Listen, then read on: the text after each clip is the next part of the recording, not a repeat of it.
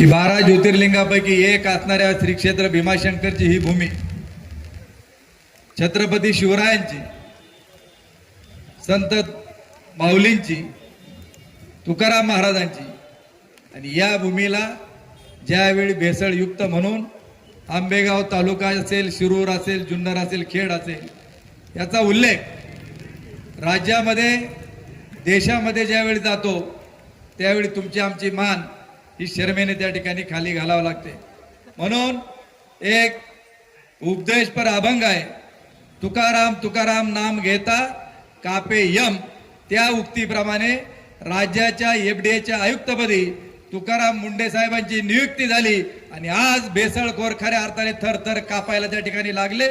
त्याबद्दल मी त्यांचा, राज्याचे मुख्यमंत्री देवेंद्रजी फडणवीस, उपमुख्यमंत्री एकनाथरावजी शिंदे साहेब, दुसऱ्या उपमुख्यमंत्री सुनीताताई पवार आणि सरकारचं मनापासून अभिनंदन यावेळी दृष्टीनं करतो की तुम्ही खऱ्या अर्थानं TN शेषननी जसं निवडणुकीची आचारसंहिता काय असते तसं FDAचं डिपार्टमेंट काय करतं हे दाखवून दिलं. त्याबद्दल त्यांना मनापासून धन्यवाद देतो. की आज या तालुक्यामधील 26 आरोपींना या तालुक्यामध्ये गुन्हा नोंदला गेला.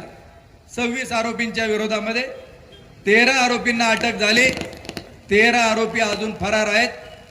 ज्या पद्धतीनं जबाब घेतले जातात त्यानुसार पुढील चौकशीमध्ये अजून काही लोकांना आरोपी म्हणून त्याच्यामध्ये नावं त्यांची येतीलच.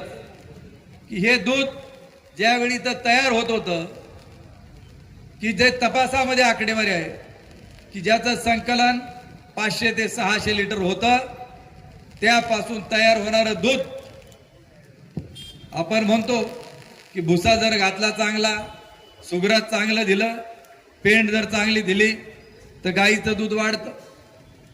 आता हे तुमचं खरं का 500 ते 4000 लिटर करणाराचं खरं?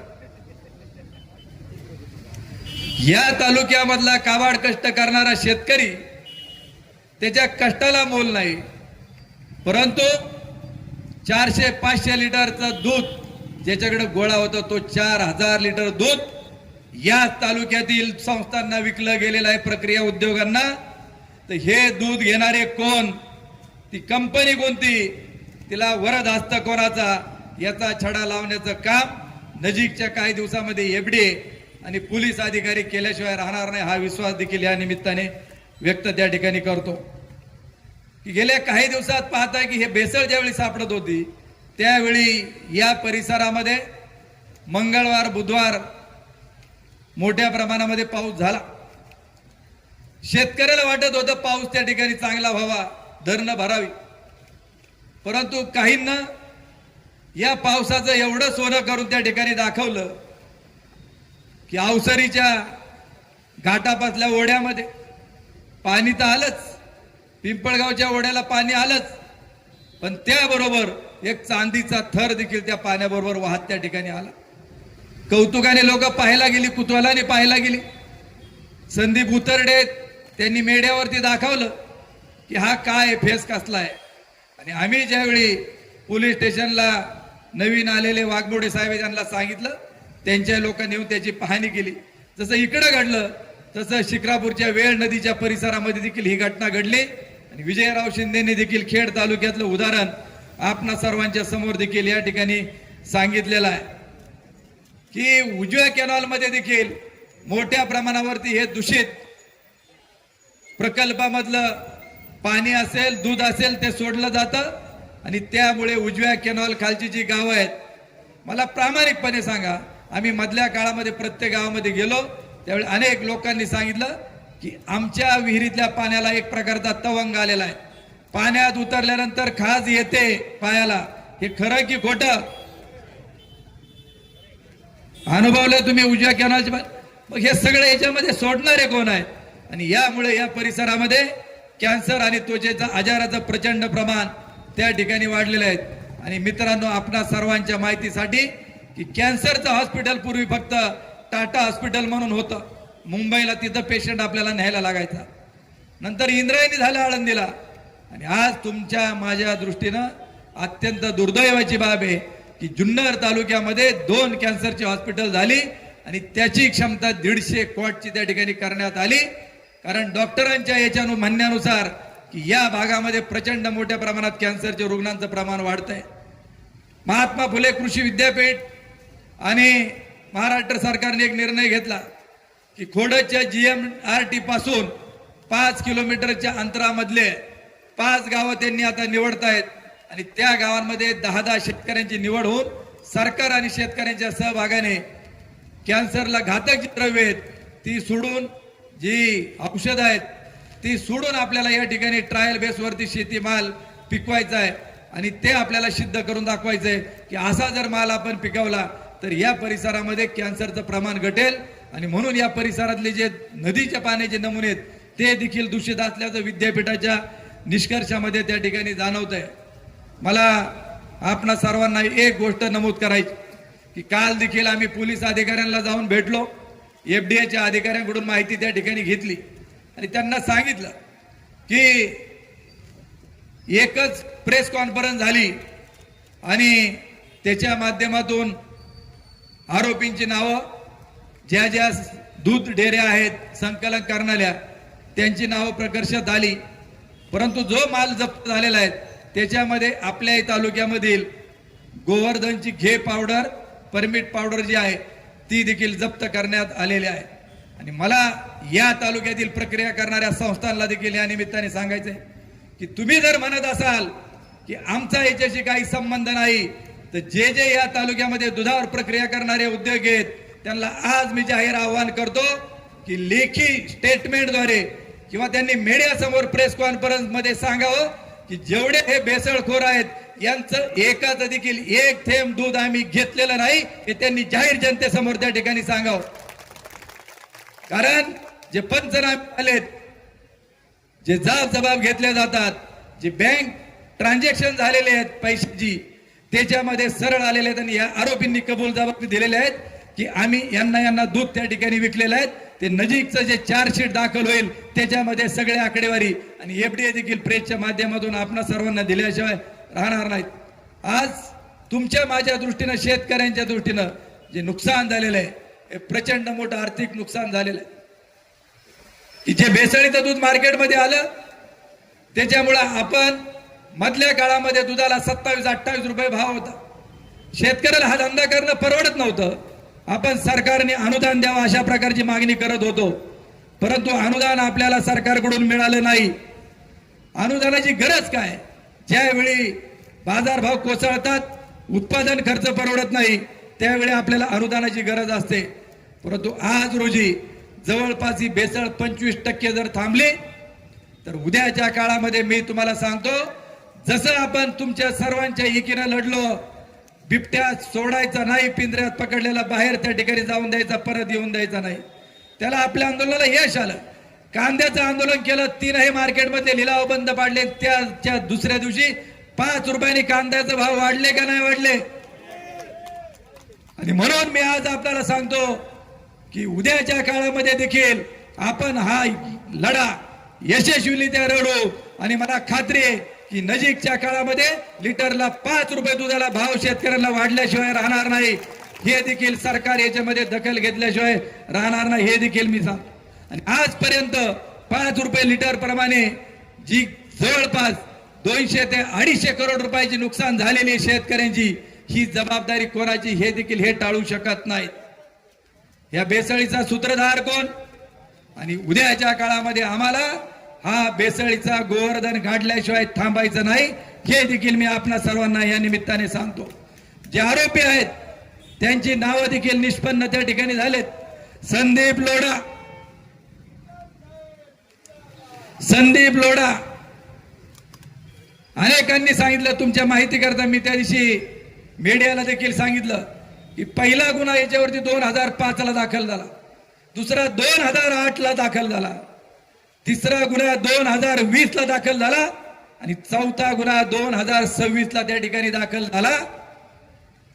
मागील 3 गुन्ह्यामध्ये त्याला निर्दोष त्या ठिकाणी सोडण्यात आलं।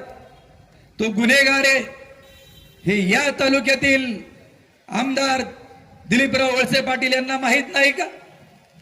की जो माणूस जिल्हा दूध संघाचा संचालक, त्यांच्या राष्ट्रवादी पक्षाचा अध्यक्ष, जिल्हा परिषदेचा सदस्य विष्णू हिंगे याच्या समवेत 24 तास असतो.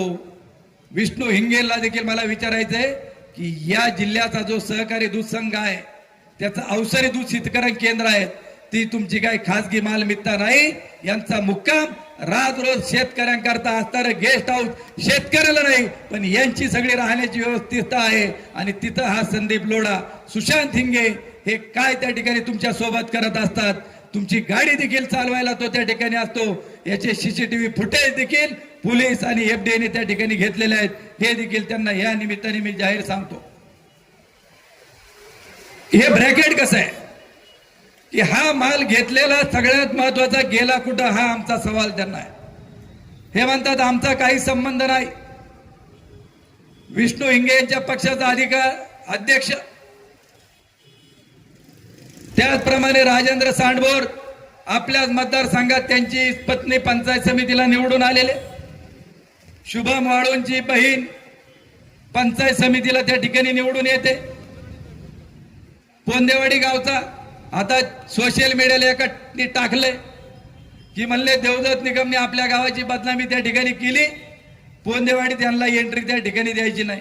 कालच मी इरकरांच्या कुटुंबाला भेट देऊन आलो, आज दशक्रिया होती. तुम्ही पोंदेवाडीकर इथं बसलेले आहात की मला तुमच्या गावामध्ये येऊन द्यायचं नाही, तुम्हाला विष खायचंय का हा तालुका विषमुक्त करायचा आहे, हे या तालुक्याने ठरवलं पाहिजे. हे देखील मला या निमित्ताने सांगायचं. आणि आम्ही कोणाला घाबरत नाही. ज्या दिवशी आम्ही ठरवलं की जे काय व्हायचं असेल ते होईल, पण आपण गोर गरिबांकरता त्या ठिकाणी लढत राहायचंय. चौथं नाव देखील याच्यामध्ये एक आहे की जो वैभव हांडे म्हणून जो आरोपी जुन्नर मधला आहे, उमरतचा आहे, वरच्या उमरतचा, त्याची बहीण या तालुक्यातील अनुसूया महिला पतसंस्था कोण अध्यक्ष आहे, आणि त्या पतसंस्थेची व्हाईस चेअरमन वैशाली दिलीप बेंडे यांचा तो सक्का भाऊ आहेत. आणि हे 4चे 4 जण या आमदार तालुक्याचे दिलीपराव वळसे पाटील यांच्या संबंधित आहेत. हे देखील आम्ही स्पष्टपणे या ठिकाणी सर्वांना जाहीर सांगू इच्छितो. एक सोशल मीडियाला काही लोक आहेत, आता काही तर हजर नाहीत, प्रत्येक वेळी हा आणून सांगतात की राजेंद्र तांबडे हा देवदत्त निकम यांचा कार्यकर्ता आहे. ज्यावेळी राजेंद्र तांबडेचं नाव आलं त्या क्षणी मी राजेंद्र तांबडेला फोन केला. म्हणलं राजू कुठे आहे? म्हटलं मी घरी आहे. अरे म्हणलं तुझं नाव आहे, तुला अटक झालेली. म्हटलं कशामध्ये? म्हणलं अशा अशा दूध भेसळीच्या याच्यात. म्हणलं आमच्या गावामध्ये एक राजेंद्र कुंडलिक तांबडे, म्हणला मी स्वतः गावचा उपसरपंच आहे, तो देवदत्त निकमचा कार्यकर्ता हे आम्हाला मान्य. आणि दुसरा जो आतमध्ये गेलेला आहे तो राजेंद्र दगडू तांबडे, हा कोण आहे याचा शोध ज्यांनी जे टाकलं त्याला आम्हाला हे विचारायचं की त्याचा शोध तू घे. माझं म्हणणं त्याच्या पुढचं आहे की उद्या जर देवदत्त निकमच्या रक्ताच्या नात्यातला जर कुणी असेल तर तो जेलमध्ये त्या ठिकाणी घेतला पाहिजे. या भूमिकेची आमची कधीही तडजोड होणार नाही आणि झाली देखील नाही. हे देखील मी स्पष्टपणे या निमित्ताने सांगू इच्छितो. आमदार साहेब गेले होते परवा आश्रम शाळेमध्ये, बुधवारी का गुरुवारी, कोटमदऱ्याला सेंट्रल किचन आदिवासी मुलांना कशा प्रकारे अन्न दिलं जातं. वळसे पाटील साहेब, मला तुम्हाला हे विचारायचंय की आज जसे गेले ना तुम्ही, तसंच ऑगस्ट 2024 मध्ये त्याच आश्रम शाळेमधील मुलांना सोयाबीनच्या भाजीमध्ये आळ्या निघल्या होत्या, त्याचं तुम्ही काय केलं याचं उत्तर तुम्ही त्या ठिकाणी द्या. त्याचप्रमाणे ज्यांनी हा विषय उघडकीस आणला की ऑगस्ट 2024 मध्ये आश्रम शाळेतील मुलांना टेट्रापॅक सुगंधी दूध गोवर्धनचं 146 रुपये लिटरचं दिलं जात होतं. इंग्लिश मीडियमची शाळा घोडेगावची, त्या दुधामध्ये पहिल्या आळ्या सापडल्या प्रवीण पारधी यांना. त्याच्यानंतर सगळं मीडियाला आलं, आंदोलन झाली आणि मला नोटीस धाडली गेली गोवर्धनच्या माध्यमातून पराग मिल्कनी 9 ऑगस्टला की तुमच्या विरोधामध्ये 100 कोटीचा आबरू नुकसानीचा दावा दाखल करण्यात येत आहेत. काय उत्तर द्यायचं मी आमच्या वकिलाच्या मार्फत त्या ठिकाणी दिलं. आजपर्यंत या घटनेला आता ऑगस्ट मध्ये 2 वर्ष होईल, परंतु येवले साहेब अजून माझ्या विरोधामध्ये कोर्टामध्ये केस त्या ठिकाणी दाखल केली नाही. तुम्ही का घाबरलेत? तुमचं जर खरं होतं तर 100 कोटीचा दावा तुम्ही का दाखल केला नाही? आणि ज्या प्रवीण पारधीने ही केस उघडकीस आणली त्याचे नाव तुम्ही का केस मधून त्या ठिकाणी नोटीस मधून वगळलं?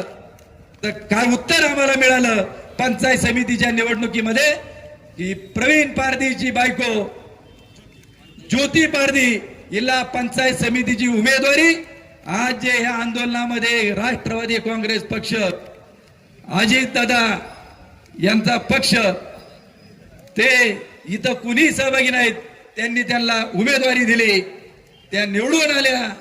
आता काय काय दिलं आता माझ्याकडे नेमकं माहित नाही. माहित झाल्यानंतर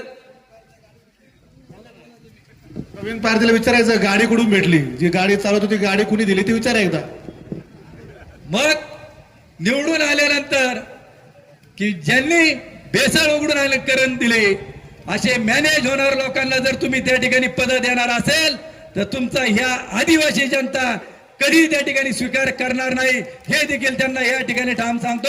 आणि ही तालुका ही भूमी बाबू गिरूंची शहीदांची आहेत. काय होईल ते होईल, पण तालुक्यासाठी लढू, देशासाठी त्या ठिकाणी लढू हे देखील या निमित्ताने सांगू इच्छितो. आणि त्या प्रकरणाचं काय झालं याचं उत्तर देखील या तालुक्याच्या आमदारांनी दिलं पाहिजे. मला एक गोष्ट आवर्जून सांगायची की जे पोलिसने आता रेकॉर्ड केलेले आहेत, कोर्टाचे कागदपत्र सादर केलेत, या भेसळखोरांचं दूध ज्यावेळी सायबर डायनॅमिक्स डेअरीला यांनी द्यायचं ठरवलं, त्यांनी तपासलं आणि पत्र त्यांनी त्या ठिकाणी सायबर डायनॅमिक्सने दिलं की तुमच्या दुधामध्ये भेसळ आहे, आम्ही ते स्वीकारू शकत नाही. आणि तो पुरावा देखील पोलिसांनी हस्तगत केलेला आहे. त्या कंपनीचं देखील मी मनापासून अभिनंदन करतो. मग ह्या कंपन्यांनी का ते दूध स्वीकारलं हा आमचा त्यांना सवाल आहे. अरे आम्ही हिंदू आहोत का नाही? आपण हिंदू आहेत त्यांनी हात वर करा. मग जर आपण सगळे हिंदू आहोत, हिंदू मध्ये दुधाला पवित्र त्या ठिकाणी मानलं जातं. आमचा देव दैवतांचा अभिषेक ज्यावेळी करायचा असतो तो दुधाने त्या ठिकाणी केला जातो. त्याचप्रमाणे आम्ही सत्यनारायणाची पूजा ज्यावेळी घालतो त्यावेळी आम्ही तीर्थ अमृत त्या ठिकाणी काका आम्हाला करून देतो, तीर्थ प्रसाद करून देतो. पहिला आम्हाला तीर्थ त्या ठिकाणी दिलं जातं, त्याच्यामध्ये दूध असतं, देवाला अभिषेक करताना त्याच्यात दूध असतं.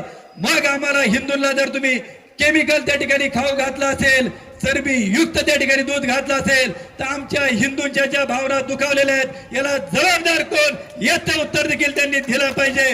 हा देखील आमचा त्यांना या निमित्ताने सवाल आहे.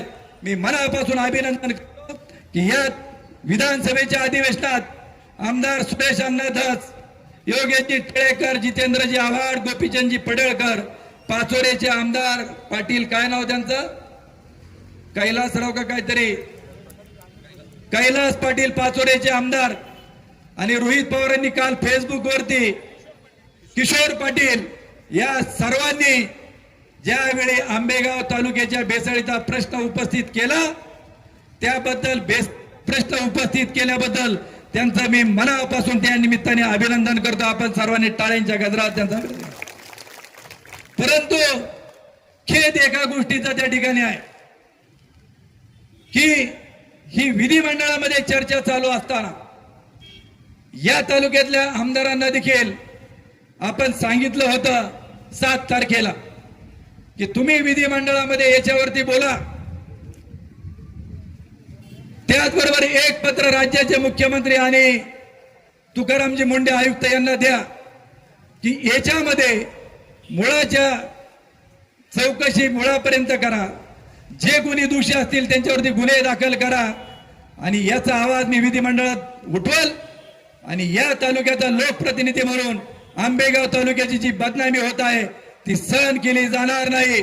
आणि म्हणून त्यांनी पत्र द्यावं. पण आजपर्यंत या विषयावरती ते एकदा सुद्धा त्या ठिकाणी बोलले नाहीत.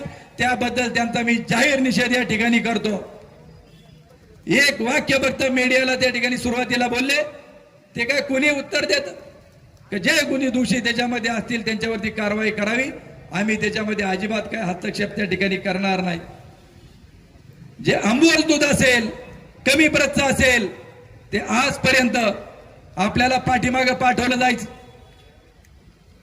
एक नारायणराव 5-10 वर्षापूर्वीचा आठवा, कमी प्रत्येकांत कुठे यायचं शिवाजीराव आंबोस. आज मला एक गवळ्याने हात वर करून सांगा की याच्यापैकी कोणाचं कमी प्रत आणि आंबूची दूध आपली दूध संकलनवाल्यांनी मागे पाठवलं. मग हे जातं कुठं, याचं होतं काय?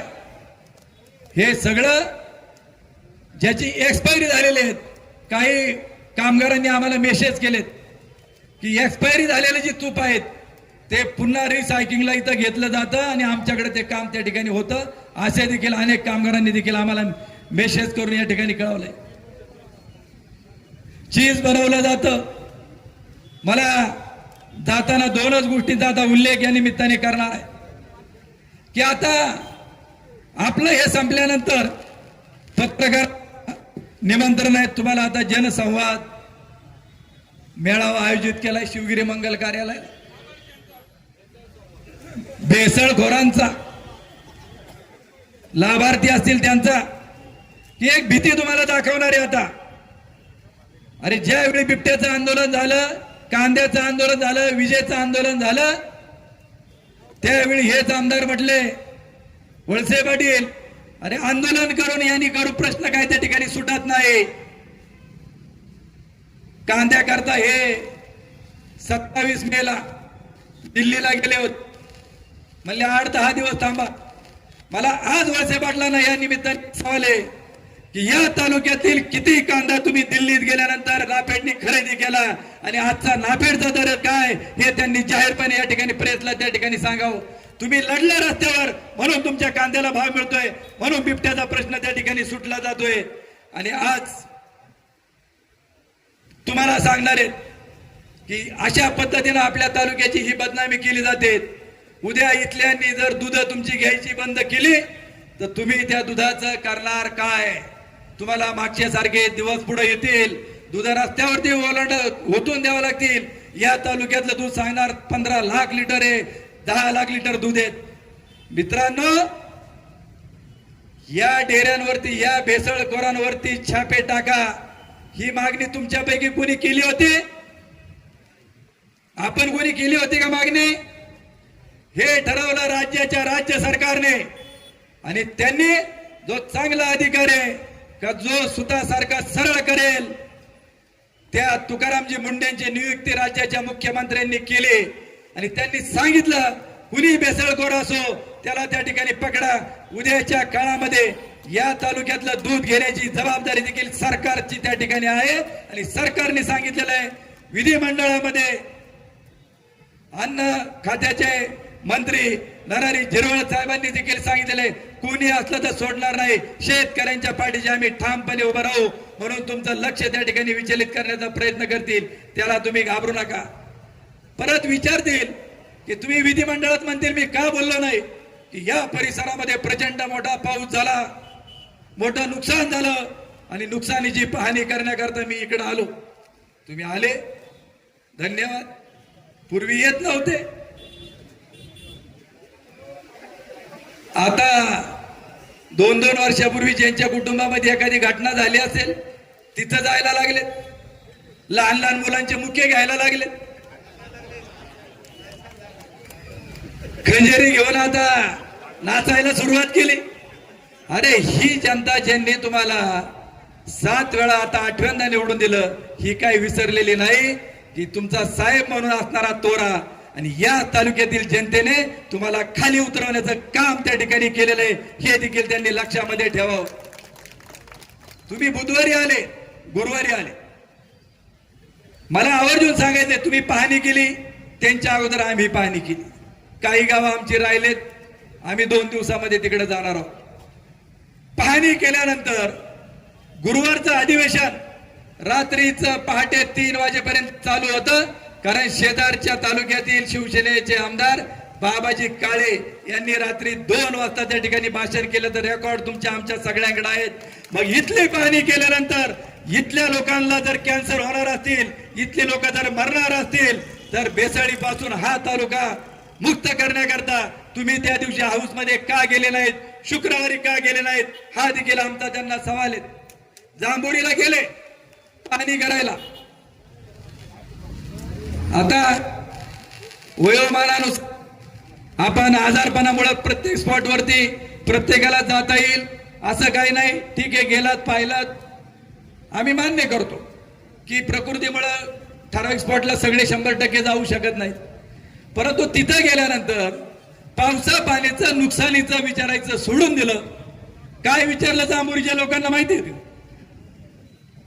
जांभुरीच्या लोकांना पहिलं विचारलं, तुमच्या गावात मला मतदान किती,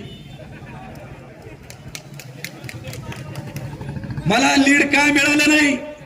तिथल्या लोकांनी सांगितलं, तुम्ही ही लोकशाही, कोणाला मत द्यायचा आमचा अधिकार आहे, तुम्ही तालुक्याचे आमदार आहेत, तुम्ही सरकारकडून काय मिळवून देणार ते बोला, मताची आकडेवारी त्या ठिकाणी बोलू नका.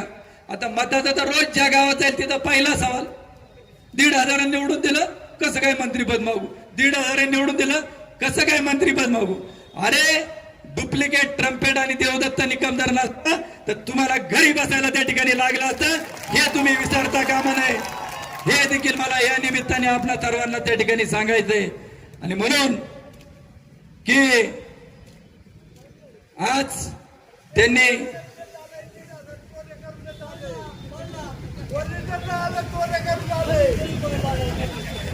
की ज्या पद्धतीनं तुकाराम मुंडे यांच्याकडं पूर्ण चार्ज हा दिलेला आहे.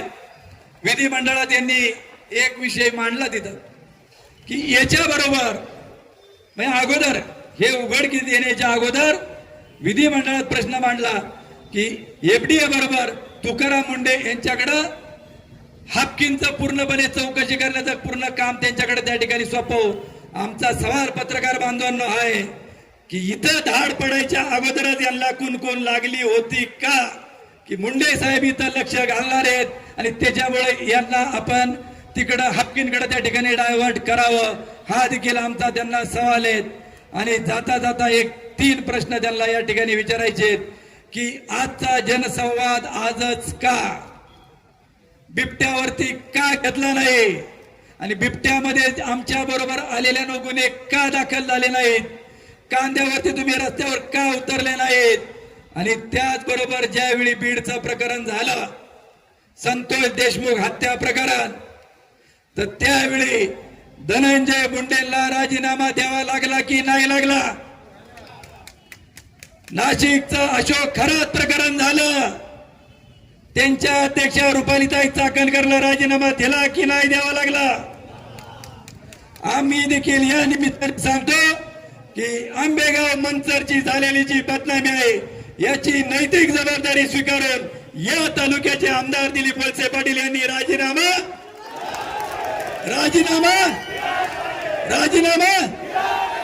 जय हिंद. धन्यवाद.